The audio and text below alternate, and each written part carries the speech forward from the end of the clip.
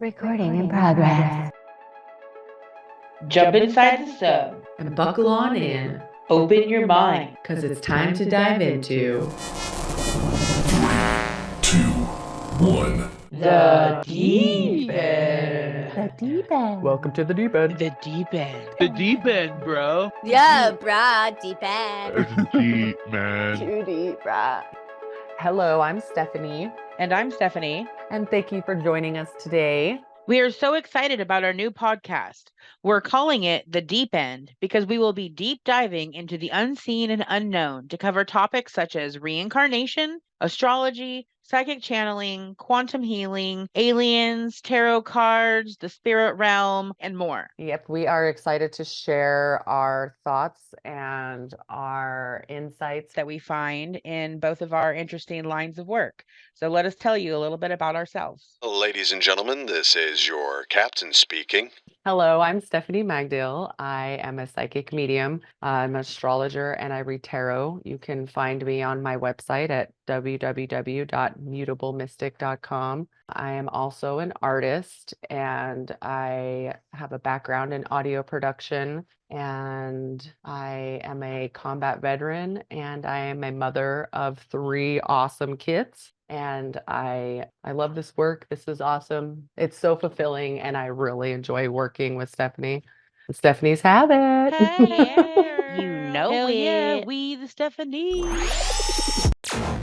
Hi, I'm Stephanie Green, and I'm a professional past life regression and quantum healing hypnotherapist. I am a wife, a daughter, an entrepreneur. I am an artist. I call myself an octo artist because I have my tentacles in every art medium you can imagine. And I just love working with people on their past lives and healing from the trauma to help them move forward in their lives. And along the way, I have discovered a lot of really amazing things. I love the octo artist thing. That is so funny. I love that. I feel like that too. I love that so much. That's a really good one.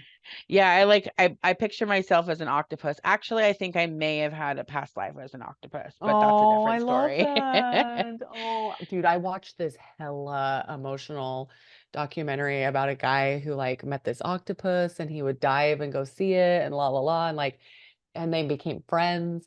And then the octopus, she had her life cycle, you know what I mean? And she had babies and then she died. Well, he Yeah. like went, I mean, this octopus made a huge impact on this guy. Like it was crazy. He after the octopus died, like he was out diving and there was a baby that found him and just attached to his hand. And it was like, he's like, thinking like, I think this might be her baby, but the way that that little baby octopus attached to him, like it made me cry. I'm like, of course that's her baby. She's saying hi. Aw, so cute. Like it was just, oh, it was just so beautiful. Yeah, I've actually in this line of work, they say if you have repetitive past life regressions with multiple people, that there is a message in there for you, for me being the practitioner, or if you have several different people that have similar past life regressions, that it somehow ties back into you. And I've had several clients who have had past lives as octopus. Whoa, dude. Um, and I've had several animals of the ocean that have been eaten by shark as the way that they have died. And Whoa. both of the most recent octopus past life regressions were both killed by sharks eating off their tentacles. But where I really identified with it was in one of them, she was talking about how she had 8 tentacles and they were all always so busy and they were always working for her, for the same good, but they were always doing different things. Oh, wow. And how she was like very aware that all of her tentacles were doing these different things. Octopus are really intelligent and it's just really fascinating. And I had a light bulb that went off that's like, that's how I am with my art. Most people don't understand it. They want me to pick one and stick with it. And somehow all 8 of them together make me feel whole. I can't Yeah. just do one. So No, I love that. That is so cool. I it's think really, that's, really interesting. Yeah. I know. That's what I love about the past life regression stuff is like, I don't know. It's like when I went through my first one, like it kind of showed me how much art really means to me and how much I really love color. Like color, I'm drawn to color. And like it's funny to me. I'll be driving down the road, and if I see something like a flower or a bush of flowers or something like that with its brilliant colors, it'll grab my attention, you know. I Yeah. don't know. I've always been drawn to color, and then finding out that like I didn't just pick up art in this life, like it's something that I've always done and developed over lifetimes. I don't know. It's just crazy, like the stuff about your life that completely relates to the past and and I mean, like being a lazy jaguar who wanted my food to come to me, and like I still just want my food to come to me, you know? Yeah. Yeah, for sure. Yeah, it's pretty interesting when you start to uncover certain just little details of past lives, and it makes little things in your current life make sense in a Oh way that yeah, you never really thought of or considered before, you know? exactly. Oh my God, I know. Like some of the stuff that I'm like, oh, so that's where it starts. Okay. Yeah. Like I thought Yeah. it was hilarious learning about myself as the lazy jaguar. Like that cracked me up. Yeah, it's really interesting. It's really fascinating too, little things like from even animal lives and how certain personalities still impact Hmm. you. Oh, Yeah. I know. Well, yeah, when I was learning about my fish life, I don't know, I just didn't swim very well, and I don't swim very well now. And Mm-hmm. I have a very healthy fear of the ocean. It's just so vast and huge, and yeah, so it was really funny to learn that I didn't last that long and I got eaten by a bird jumping out of the water like an idiot. Yeah, it's pretty interesting too. The little things like fears. I've always wanted to scuba dive, but I have this irrational fear, which I guess some people wouldn't consider it to be irrational, but I'm like terrified of getting eaten by a shark. Oh yeah, Like me I too. know that Yeah. that's not incredibly likely and people scuba dive all over the world and don't have that issue. But now that I've learned about past life regressions and how many octopus get eaten by sharks, I am very curious as to if I was eaten by a shark, and that's where that fear comes from. Because a lot of the sessions that we do, we uncover irrational fears like that because we find out that in past lives, they were actually killed by a specific animal or killed in a certain way that explains their current fear because they still carry that trauma. It's deep, man. So that really is interesting to me. I'm looking forward to finding out if I was actually an octopus and what happened with it. Well, I mean, the one thing I've learned is like if there's something that you're drawn to or you have an affinity with or you just can't explain the pull you have to it, it's because it stems from something. Like Yeah. I would have never guessed if I was gonna be any marine life in any past life, I would have probably been like, oh, I'd be a dolphin because I'm so silly, you know, and I'm smart. Yeah. And I like to get high. But like I was really surprised to find out I was just this little fish. I was jumping out of the water and it made me realize that that's where my fear of things flying at me comes from. Like a couple of years ago, I was hanging out in someone's greenhouse taking a picture of all the pretty plants in the greenhouse, and this giant monarch flies at me and I'm like, ah, you know, and I was joking that I got attacked by a butterfly. I was acting like I got attacked by a sweet little butterfly, but I just have this fear of things flying at me. And I was really Yeah. surprised to learn it was from that little insignificant life as a fish and jumping out of the water and getting eaten. Yeah. Yeah. Caught It's pretty immediately. wild. I know, it's so funny. That made me laugh. I was like, that's an interesting one. Like, Yeah. because mainly also if it's like, why do I have this fear of things flying at me? Like you would think it's something way cooler, you know, but then just jumping out of the water. Right.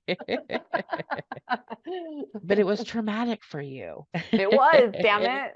I was still a fishy fish.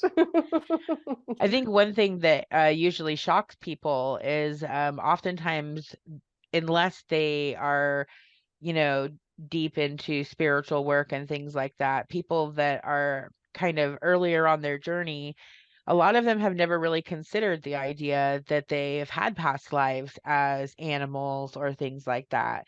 And that usually, I think, is pretty surprising for a lot of people.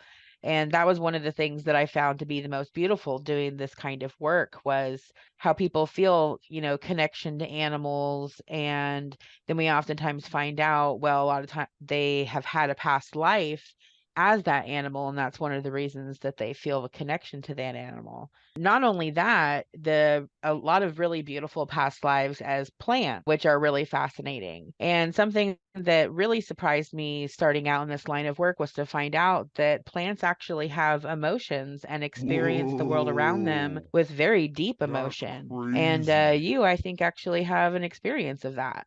Oh my gosh, when you asked me if I had lives as plants, I was not surprised to find out I was trees because I just love trees. I have a lot of art centered around trees and photography of trees in my home, but I saw a daffodil growing at the base of this really tall tree and I thought it was so cute and it really took me by surprise because I would have thought if I was any flower, I would have been something exotic or something like a lily or what have you.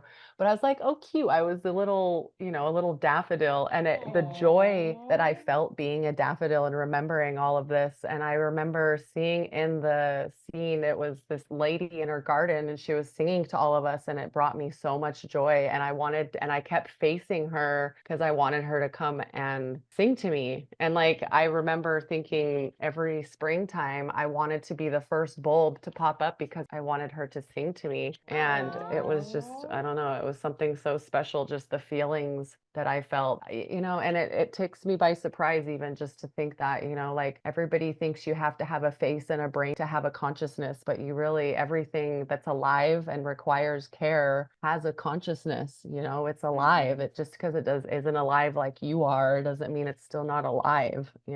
That's deep, Too man. deep, right? And Right.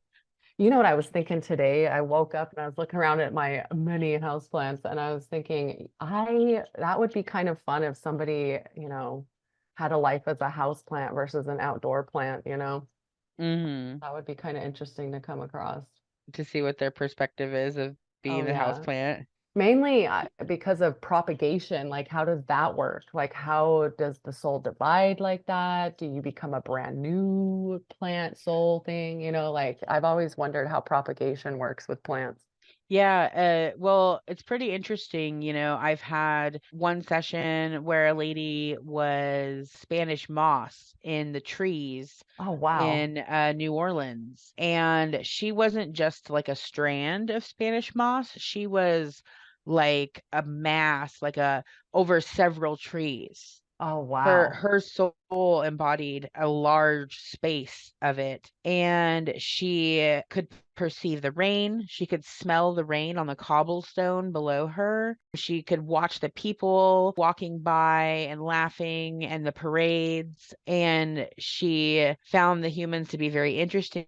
She enjoyed watching them, but she had a kind of sometimes seemed a little sad that they didn't notice her, which I thought Oh. was pretty interesting. But I always really admire Spanish moss. I think it's gorgeous, and that was one thing that Mm-hmm. I loved looking at down in New Orleans was all the Spanish moss, and we have a lot of it around here too. There's a tree outside my house I love looking at. But yeah, Well, and then I had another session where a lady was lake grass, like a lake grass that was below the surface, not quite touching the surface. And she also wasn't just a single like blade of grass. She was a very large space under Whoa, the oh dude. lake. wow. And so and it took like most of it to die for the soul to leave. She had to be like uprooted from the bottom of the lake and then floated on the lake surface for a while, and the soul was still with it because the grass was still alive.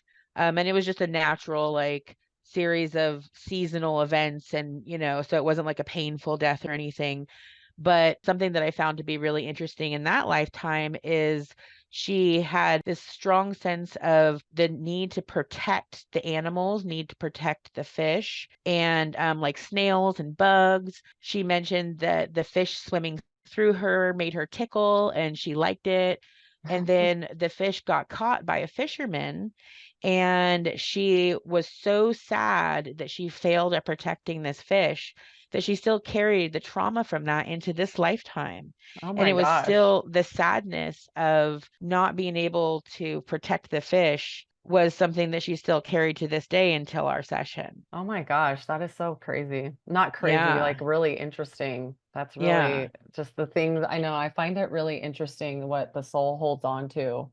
Like, because I don't know, I think it's just like the events that happen or the choices you make, and I don't know, it's just everything has a ripple effect, and like what lingers with you and what doesn't, and or actually I don't even think it's about what doesn't, it's just what you're not recognizing, Right. or remembering or feeling the effects of it, but until your soul remembers, you won't know what the hell it is.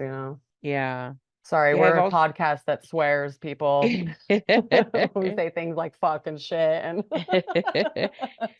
they're necessary to get the point across. fucking A right, man. F and A, Cotton. Yeah, plant lives are pretty fascinating to me, and it's something that never really even crossed my mind until I started this line of work. But what I've also found is that anything at all that has energy actually can have a soul or a consciousness. Yeah, rocks have energy, like they're living, like not living like us, but it still carries energy that is Uh-huh. alive. It's Yeah, really I've had cool. clients that were water vapors, that were clouds in the sky, all different kinds of elements. One of them that was the water vapor, she felt like this massive wave of sadness and emotion towards the end of her life. She was in a storm. She built up water in the clouds over time, and at one point she became a rainbow during a light rainstorm. But the end of the life was a massive storm that rained over the ocean. And as the storm was crashing and waving and thunder and lightning, she felt this massive wave of like sadness and emotion with it. And it kind of fascinates me. Like, I wonder if that's where, a lot of people perceive as like rain being the crying of the skies or the gods. I've heard of things like that. And it kind of makes me wonder if that's where that concept comes from. Or even the energy of the rain affects the emotion of the people down below, even. Oh, yeah. One thing I found fascinating recalling my lives as trees that they were saying to me is that trees enjoy being useful to animals and humans. They enjoy providing us shelter, providing us warmth, providing us with, shade, all that kind of stuff, but they don't like when we overconsume them, but Uh-huh. they don't mind being consumed. And I really thought it was hella cute too that they love to grow closely together because they really love to cuddle. And I'm like, Uh-huh. oh. Yeah, that totally stood out to me too. And then as I'm driving along, the 101 or the 299, I like to look at all the little clusters of the trees and imagine them all hugging each other. Aw, that's so I cute. know, especially when the wind blows, it's like they're reaching out for each other. Hey. Yeah. Hold It's on to like, me. I like to cuddle too. Yeah, I've heard of lifetimes as trees because they're such a long lifetime will oftentimes result as a connection to a certain geographical area. So, for instance, I've had clients that were actually redwood trees here locally, one up in Big Lagoon. And that's why the client lives here in this current incarnation because she felt so connected to this area that essentially her soul feels at home here because she spent 300 years here as a redwood tree. And something else that was pretty interesting is the soul didn't actually leave the tree when the tree uprooted and fell over. The soul stayed in the tree through the whole decay process and described the tree being taken over by mushrooms and moss and just going back to the earth. And it was such a beautiful process. And that was just so beautiful and inspirational to listen to. It was pretty Oh cool. yeah, that is really cool. Because Yeah. I have affinities to places like that too. Like I have like when I lived in San Diego, like every time I would leave and come visit Humboldt because my parents live up here when I was in college, I would always miss the city. Like yes, I'd miss my friends and whatnot, but I literally when I would take off in the airplane, I would miss the city. Like I just love that city. I love the vibe. I love everything about it. And like up here, there's like some kind of healing vibe about it. And I don't know, I wouldn't be surprised if I had lives as trees in both locations or even in Europe, because man, I have a lot of lives in Europe, but I don't know. There's something about France and the Nordic. I think Yeah. I wouldn't be surprised if I had tree lives there too, along with the lives I do have. Yeah. And like also to go along with that, people who also have traumatic lives or unpleasant stuff or lives of war, all of that in certain areas that you're just